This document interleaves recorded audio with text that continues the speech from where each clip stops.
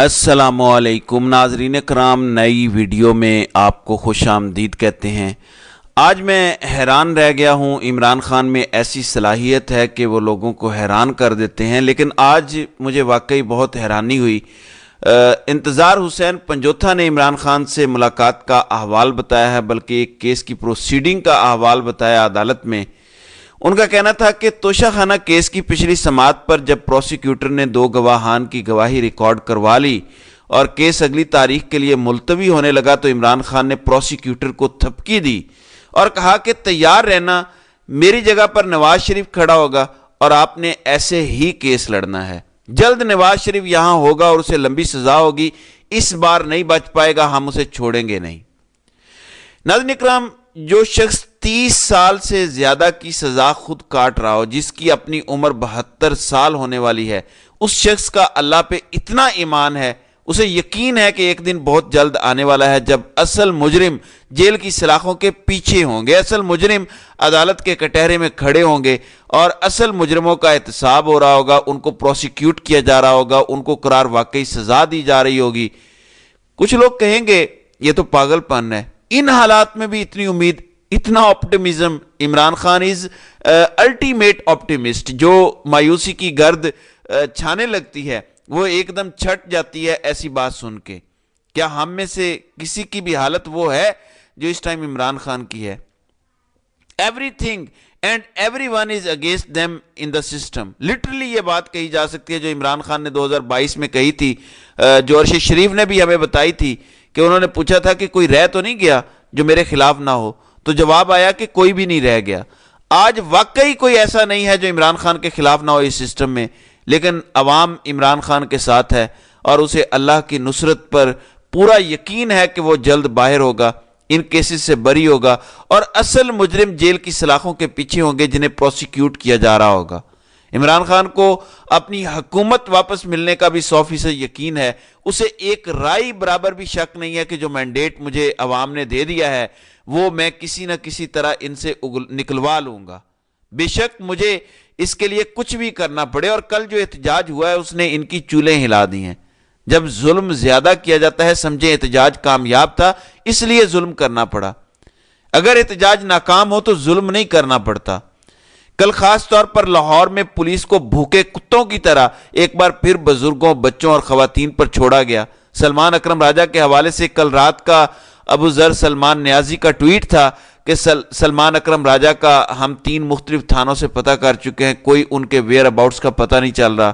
Supreme court bar ایسوسی ایشن نے پریس ریلیز جاری کی ہے، انہوں نے کہا کہ ہم فوری طور پر چاہتے ہیں کہ انہیں رہا کیا جائے۔ اندازہ کریں، جس شخص کو پاکستان کی کسی عدالت کا جج ہونا چاہیے تھا، جس شخص کو پاکستان کا وزیر قانون کم از کم ہونا چاہیے تھا، اس شخص کو اغوا کیا جاتا ہے، غائب کر دیا جاتا ہے۔ بیرسٹر سلمان اکرم راجہ جیسے لوگ تو ہیرو کی طرح ہیں، یہ جہاں ہوں یہ پڑے ہوئے چمکتے ہیں، مگر ایسے لوگوں کو اغوا کیا جا رہا ہے۔ اس پاتال میں پاکستان کو پھینک دیا گیا ہے۔ یہ لوگ سر آنکھوں پہ بٹھانے کے قابل ہیں جو اس معاشرے میں آواز اٹھا رہے ہیں ان مظلوم طبقوں کے لیے جن کی آواز اٹھانے والا کوئی نہیں ہے، ان کے مقدمات لڑ رہے ہیں جن کا مقدمہ لڑنے والا کوئی نہیں ہے۔ لیکن پاکستان کا نظام اس قدر گلا سڑا ہو چکا ہے کہ پاکستان کی کریم کو رگڑ کے مارا جا رہا ہے، مطلب اس کا قیمہ بنایا جا رہا ہے۔ بڑے فخر سے بتایا جا رہا ہے کہ پڑھے لکھے لوگوں نے عمران خان کو ووٹ دیا ہے اور جو غیر تعلیم یافتہ لوگ ہیں انہوں نے نواز شریف اور زرداری کو ووٹ دیا ہے۔ یہ کوئی فخر کی بات نہیں ہے۔ یہ جو بات کر رہے ہیں کہ آپ پاکستان میں کروڑوں لوگوں کو ناخواندہ رکھیں اور پھر ان میں سے آپ کو ووٹ مل جائے، پھر بھی آپ کی ضمانتیں ضبط ہوئی ہیں، کیونکہ جہاں شعور اور تعلیم کم ہے وہاں بھی لوگوں کو سمجھ آ چکا ہے کہ ان کا بھلا کس چیز میں ہے، بہتری کس چیز میں ہے، وہ سمجھ چکے ہیں۔ تو عمران خان کو آپ نے اپنے سامنے رکھنا ہے جب مایوسی آ جائے کہ یار وہ بندہ بھی اللہ کا بندہ ہے، وہ بھی ایک عام سی مٹی گارے کا بنا انسان ہے، وہ کوئی سپر پاور تو نہیں ہے۔ وہ اگر جیل میں بیٹھ کے 30 سال کی سزا اس کو ہو چکی ہے پھر بھی وہ کہہ رہا ہے کہ نواز شریف جیل میں ہوگا، ہم اس کو اس بار نہیں چھوڑیں گے، وہ کس امید پہ کہہ رہا ہے؟ اپنے اللہ سے اس کو امید ہے۔ یہ کوئی ایسا نہیں ہے کہ اس کی کوئی ڈیل ہو جائے گی یا کوئی اس کے ساتھ بات چیت ہو جائے گی، ایسا کچھ نہیں ہونے والا۔ لیکن عمران خان کا یہ یقین بتاتا ہے کہ وہ یہ جنگ آخری بال تک لڑنے کا عہد کر چکے ہیں اور وہ یہ جنگ لڑیں گے اور وہ ہارنے کے لیے نہیں لڑ رہے۔ جس بندے کو اللہ تعالیٰ نے زندگی کی ہر جنگ جتائی ہے، مجھے یقین ہے یہ شخص اپنی زندگی کی آخری جنگ بھی جیتے گا۔ اس کے بغیر وہ دنیا سے جانے والا نہیں ہے، ورنہ اب تک جتنی قتل کی کوششیں ہو چکی ہیں کچھ ہو چکا ہوتا۔ اس لیے میں مایوس نہیں ہوں اور آپ نے بھی مایوس نہیں ہونا پاکستان کے حالات کو لے کر۔ کل آصف علی زرداری نے حلف اٹھایا، شہباز شریف ملک کا وزیر اعظم بن چکا ہے، قاضی فائز عیسیٰ ملک کا چیف جسٹس ہے، اور باقی طاقتور حلقوں کا حال آپ کے سامنے ہے۔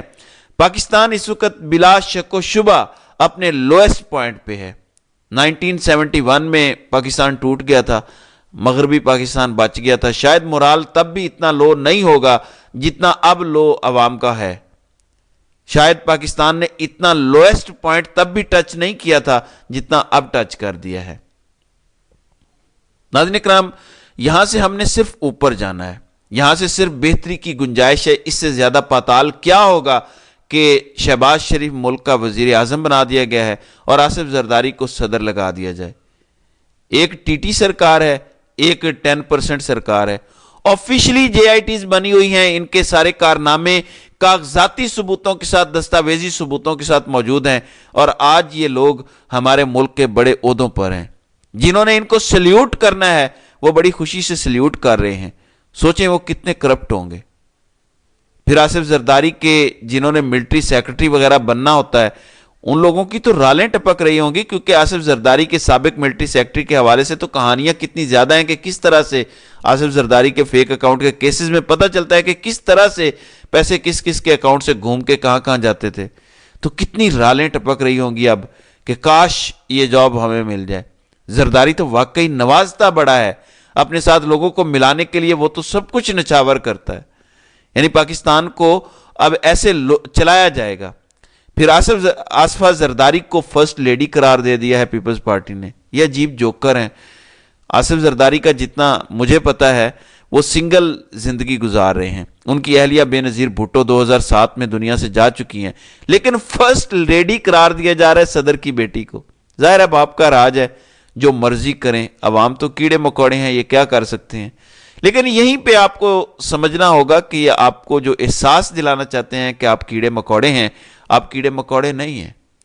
یہ جو اعلانات ہو رہے ہیں کہ عمران خان کے باہر آنے تک احتجاج ہوگا، میں سمجھتا ہوں یہ بالکل ٹھیک ہے، کیونکہ تحریک انصاف کی لیڈرشپ جو باہر ہے یہ کوئی اتنے بڑے لیول کے لیڈرز نہیں ہیں، not a single one of them۔